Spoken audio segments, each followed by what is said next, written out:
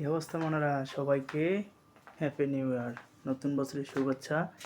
আশা করি নতুন বছরটা সবার ভালো করে কাটুক, আমারও ভালো হয় কাটুক। দেখি ইনশাল্লাহ ভবিষ্যতে কিছু হয় নাকি, কপালটা খুলে যায় নাকি। যাই হোক, ভাগ্য খোলার একটা উপায় হয়ে গেছে। যদি আল্লাহ কপালে রাখে তাহলে অবশ্যই হবে নতুন বছরে ভালো কিছু পাবো ইনশাল্লাহ। তো আশা করি আপনারা নতুন বছরে ভালো কিছু আশা পাবেন, ঠিক আছে। তো নতুন বছরটা সবাই ভালো করে উদযাপন করুন, আতশবাজি ফুটাবেন না, ফানুস উড়াবেন না।